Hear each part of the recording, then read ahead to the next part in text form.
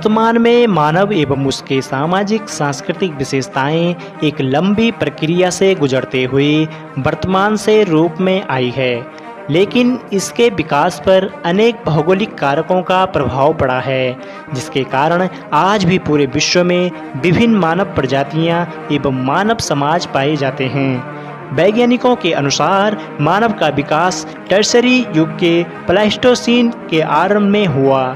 मानव विकास का पृथ्वी पर एक लंबा इतिहास रहा है।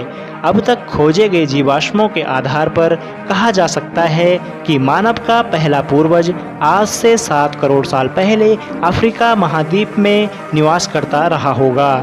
अफ्रीका महाद्वीप में ऐसे ही मानव समकपियों जैसे चिंपैंजी, गोरिल्ला आदि की उत्पत्ति हुई। इन कपियों को प्राइमेट कहा जाता था। ये मानव के समान बिना पूंछ वाले कपि थे।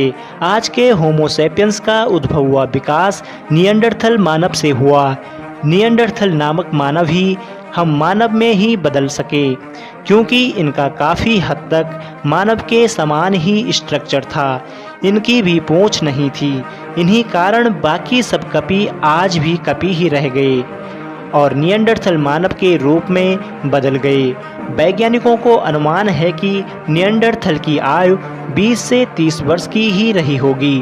भारत में शिवालिक पर्वत श्रेणी से रामापिथिकस का सर्वप्रथम जीवाश्म मिला, जिसे प्राचीन मानव का जीवाश्म साक्ष्य माना जाता है। दोस्तों, अब सवाल यह आता है कि आखिर आज भी वह मानव क्यों बना हुआ है?